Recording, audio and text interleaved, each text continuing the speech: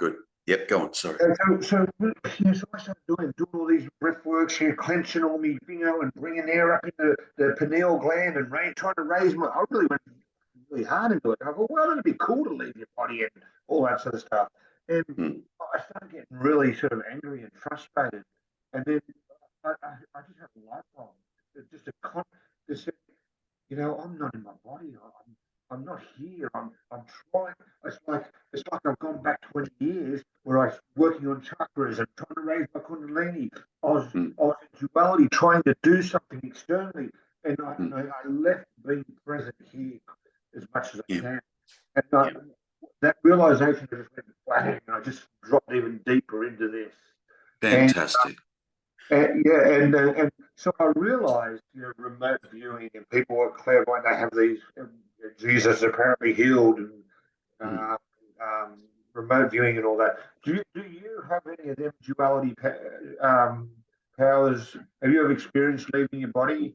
I remember Ram Dass used to say with Muktananda, whatever his name was, that one day he left his body and all that sort of stuff, and Muktananda the next day said, "Oh, by the way, that was fine." So yeah.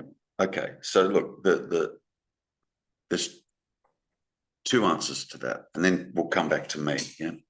The first answer is whether Jesus healed or not. Let's assume he did.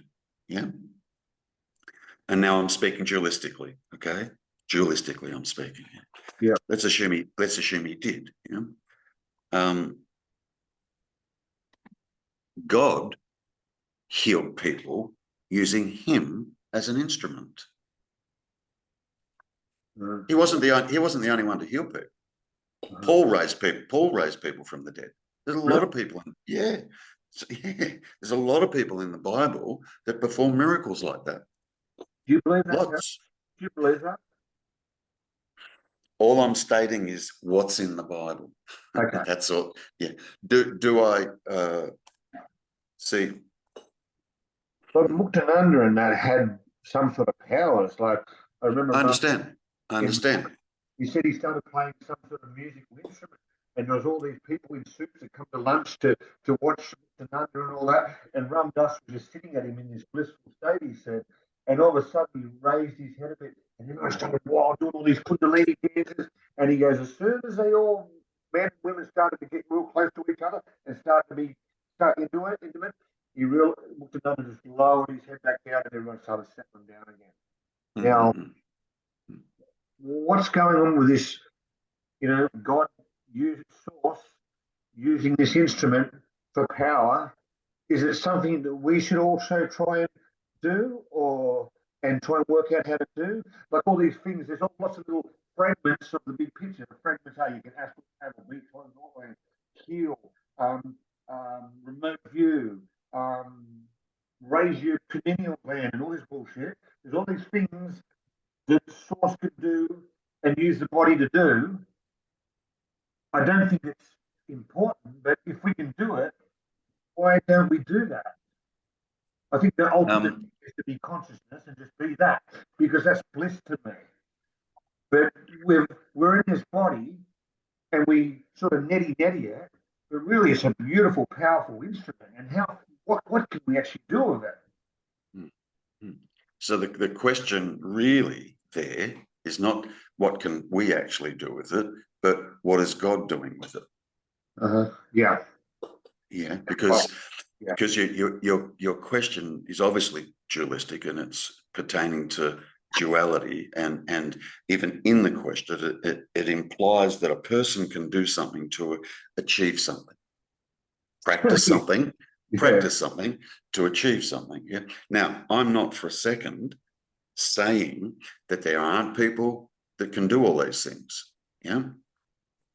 But there's not a person there doing it. That's, I have to use this word again. I'm using it a bit lately. I'm not, but that's God doing that. Yeah. That's just God doing that, And then people go, oh, wow, that's fantastic. I want to try and do that too. Not a chance unless God decides to do that here.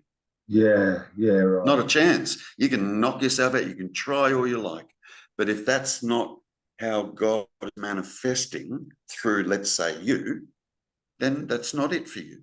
Yeah. Yeah. Now, so if you understand, and again, I'm speaking dualistically, yeah. If you understand that God is infinite, all powerful, all knowing, all presence, blah, blah, blah, yeah, then it's capable of anything. So anything is possible.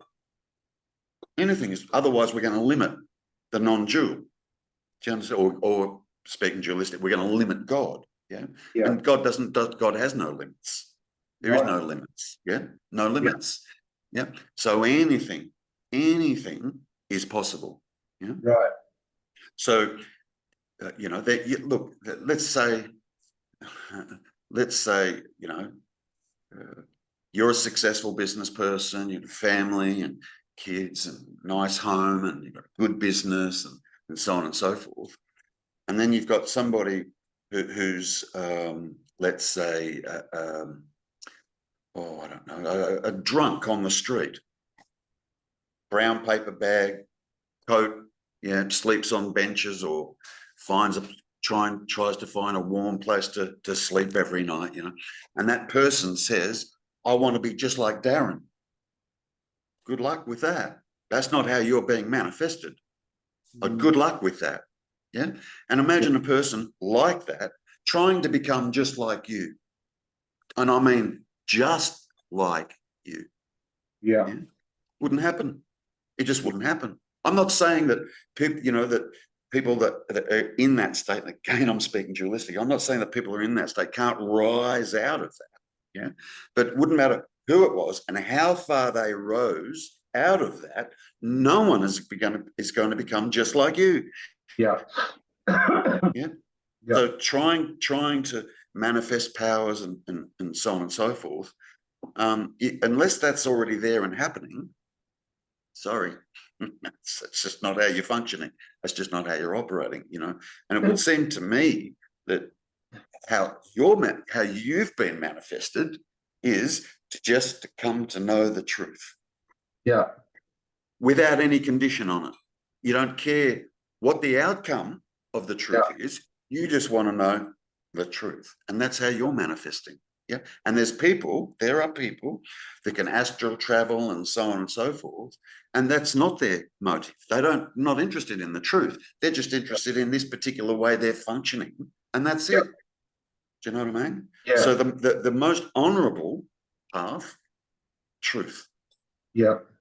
That's the most honorable truth. Yeah. Yeah. And you got nothing to do with that, as I've got nothing to do with that. That's just how we ended up being and going and being moved to inquire as such. Yeah.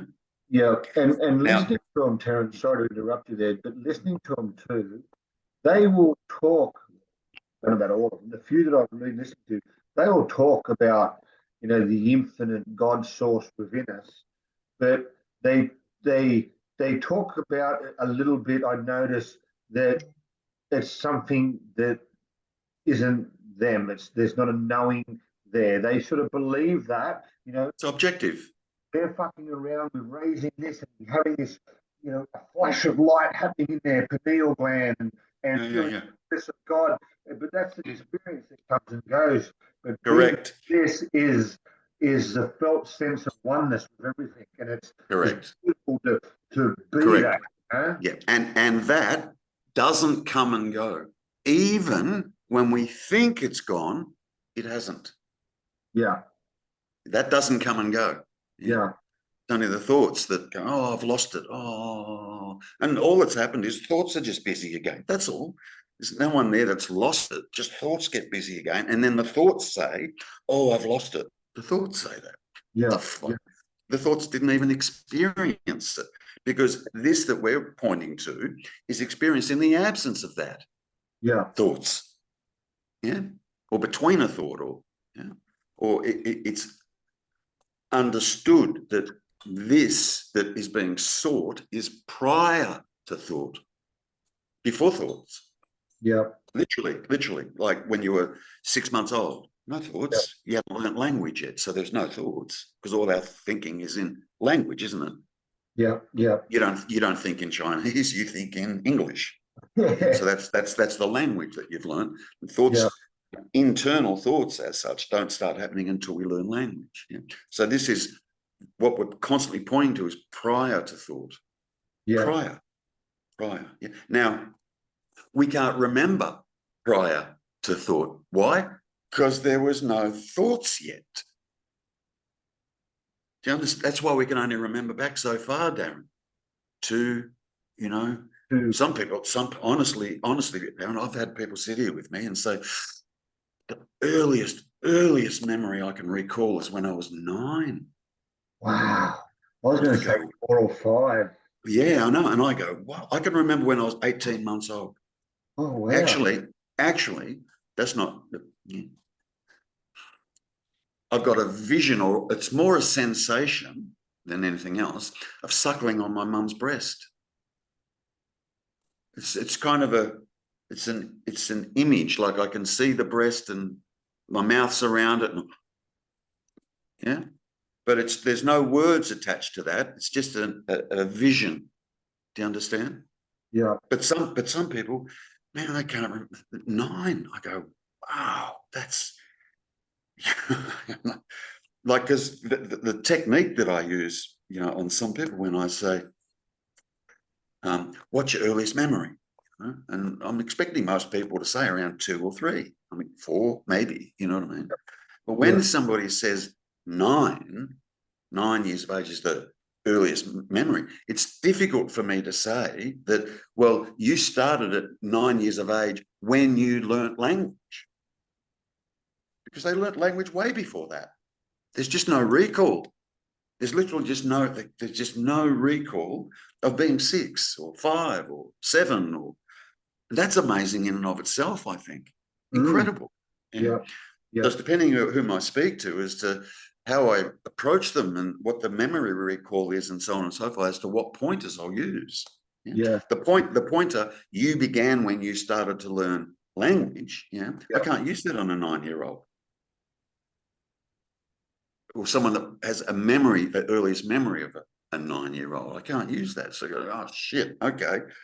That's incredible. Okay, so I'll adjust, and I'll point another way as such.